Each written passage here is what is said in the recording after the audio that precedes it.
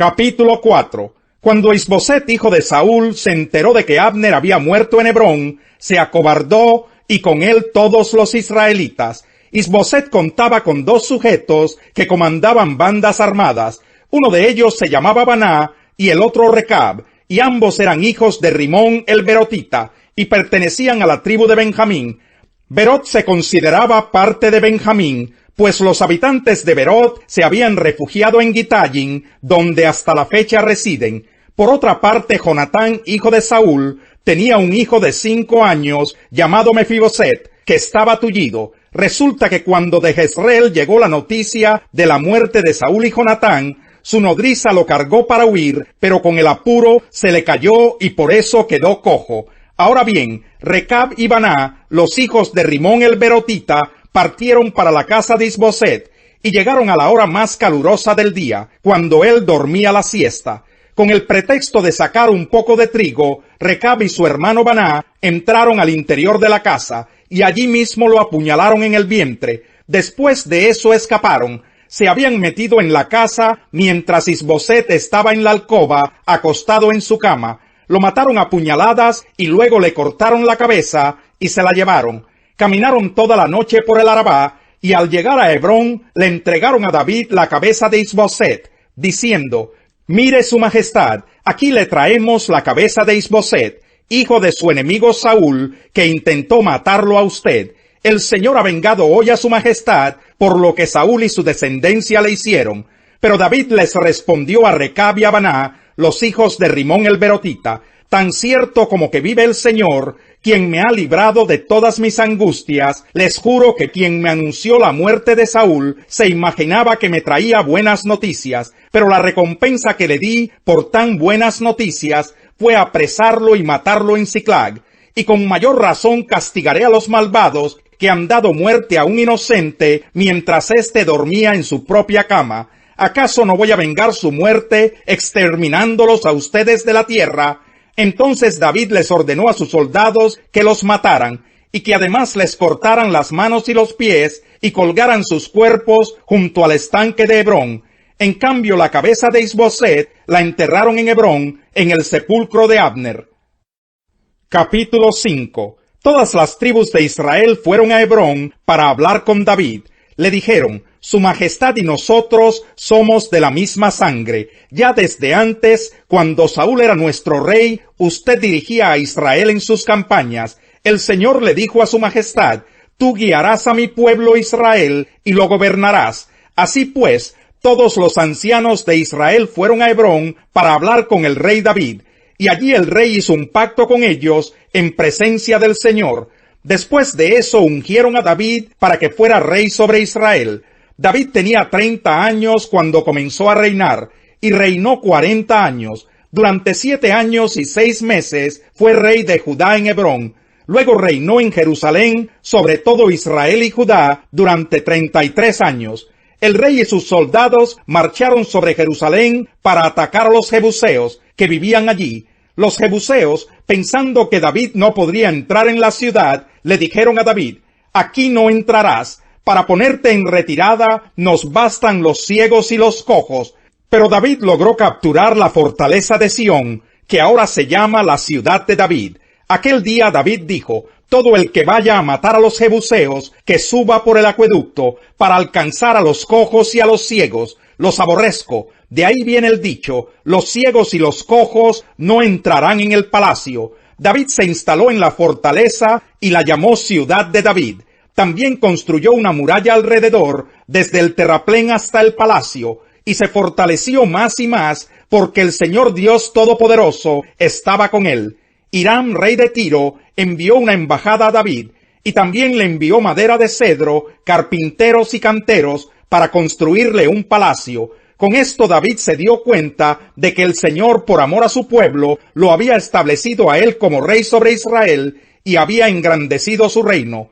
Cuando David se trasladó de Hebrón a Jerusalén, tomó más concubinas y esposas, con las cuales tuvo otros hijos y otras hijas. Los hijos que allí tuvo fueron Samúa, Sobab, Natán, Salomón, Ibjar, Elisúa, Nefeg, Jafía, Elisama, Eliadá y Elifelet. Al enterarse los filisteos de que David había sido ungido rey de Israel, subieron todos ellos contra él, pero David lo supo de antemano y bajó a la fortaleza. Los filisteos habían avanzado, desplegando sus fuerzas en el valle de Refaim. Así que David consultó al Señor: ¿debo atacar a los filisteos? ¿Los entregarás en mi poder? Atácalos, respondió el Señor, te aseguro que te los entregaré. Entonces David fue a Baal-Perasim y allí los derrotó. Por eso aquel lugar se llama Baal-Perasim, pues David dijo: el Señor ha abierto brechas a mi paso entre mis enemigos, así como se abren brechas en el agua. Allí los filisteos dejaron abandonados sus ídolos, y David y sus soldados se los llevaron. Pero los filisteos volvieron a avanzar contra David, y desplegaron sus fuerzas en el valle de Refaim. Así que David volvió a consultar al Señor. No los ataques todavía, le respondió el Señor. Rodéalos hasta llegar a los árboles de bálsamo, y entonces atácalos por la retaguardia. Tan pronto como oigas un ruido como de pasos sobre las copas de los árboles, lánzate al ataque, pues eso quiere decir que el Señor va al frente de ti para derrotar al ejército filisteo. Así lo hizo David, tal como el Señor se lo había ordenado, y derrotó a los filisteos desde Gabaón hasta Geser. Capítulo 6. Una vez más, David reunió los 30 batallones de soldados escogidos de Israel, y con todo su ejército partió hacia Balá de Judá, para trasladar de allí el arca de Dios sobre la que se invoca su nombre, el nombre del Señor Todopoderoso, que reina entre los querubines. Colocaron el arca de Dios en una carreta nueva y se la llevaron de la casa de Abinadab, que estaba situada en una colina. Usa y Ahío, hijos de Abinadab, guiaban la carreta nueva que llevaba el arca de Dios.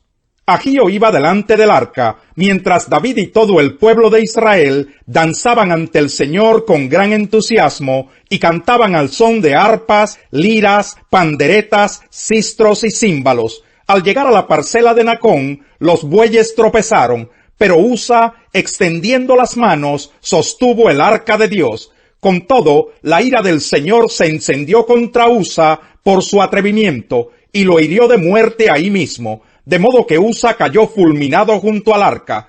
David se enojó porque el Señor había matado a Usa, así que llamó a aquel lugar Pérez Usa, nombre que conserva hasta el día de hoy.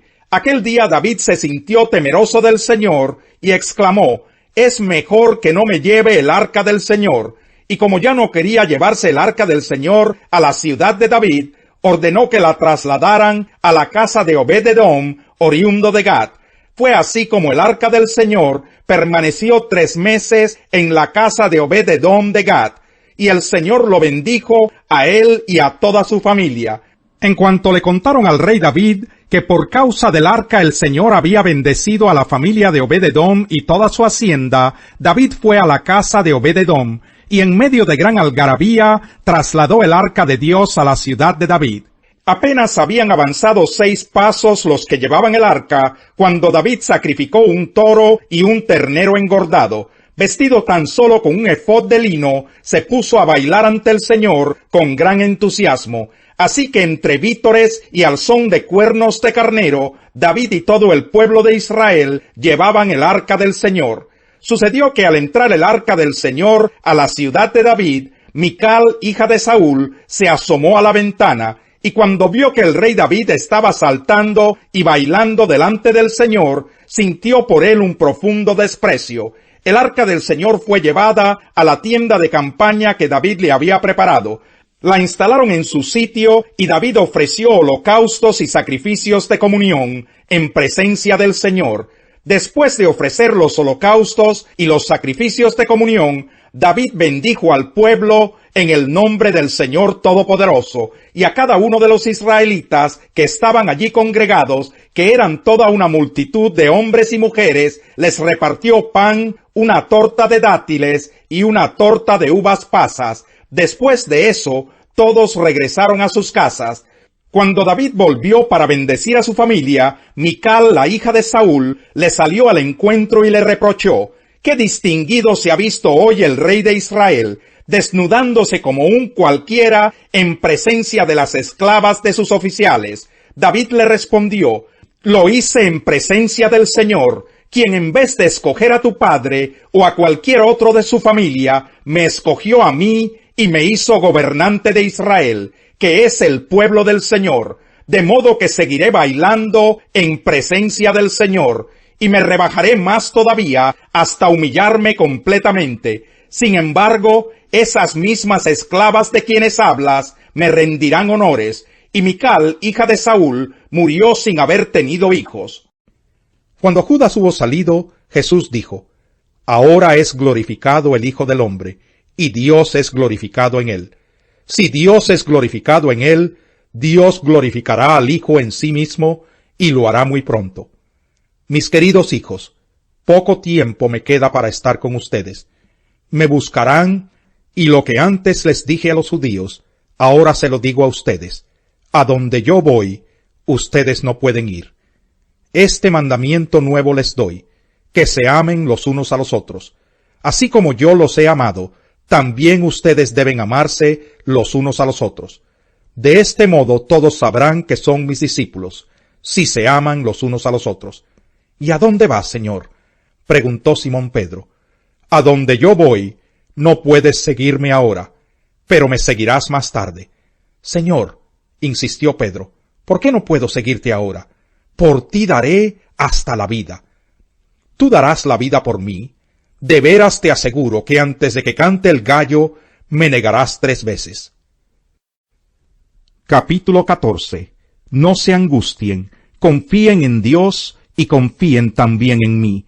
En el hogar de mi padre hay muchas viviendas. Si no fuera así, ya se lo habría dicho a ustedes. Voy a prepararles un lugar, y si me voy y se lo preparo, vendré para llevármelos conmigo. Así ustedes estarán donde yo esté. Ustedes ya conocen el camino para ir a donde yo voy. Dijo entonces Tomás: Señor, no sabemos a dónde vas, así que ¿cómo podemos conocer el camino? Yo soy el camino, la verdad y la vida, le contestó Jesús. Nadie llega al Padre sino por mí. Si ustedes realmente me conocieran, conocerían también a mi Padre, y ya desde este momento lo conocen y lo han visto. Señor, dijo Felipe, muéstranos al Padre, y con eso nos basta. Pero Felipe, tanto tiempo llevo ya entre ustedes, y todavía no me conoces. El que me ha visto a mí, ha visto al Padre. ¿Cómo puedes decirme, muéstranos al Padre? ¿Acaso no crees que yo estoy en el Padre y que el Padre está en mí? Las palabras que yo les comunico no las hablo como cosa mía, sino que es el Padre que está en mí el que realiza sus obras. Créanme cuando les digo que yo estoy en el Padre y que el Padre está en mí, o al menos créanme por las obras mismas. Ciertamente les aseguro que el que cree en mí, las obras que yo hago también él las hará, y aún las hará mayores, porque yo vuelvo al Padre. Cualquier cosa que ustedes pidan en mi nombre, yo la haré. Así será glorificado el Padre en el Hijo. Lo que pidan en mi nombre, yo lo haré. Trata con bondad a este siervo tuyo. Así viviré y obedeceré tu palabra. Ábreme los ojos para que contemple las maravillas de tu ley. En esta tierra soy un extranjero. No escondas de mí tus mandamientos. A toda hora siento un nudo en la garganta por el deseo de conocer tus juicios. Tú reprendes a los insolentes. Malditos los que se apartan de tus mandamientos. Aleja de mí el menosprecio y el desdén, pues yo cumplo tus estatutos. Aún los poderosos se confabulan contra mí, pero este siervo tuyo medita en tus decretos. Tus estatutos son mi deleite, son también mis consejeros.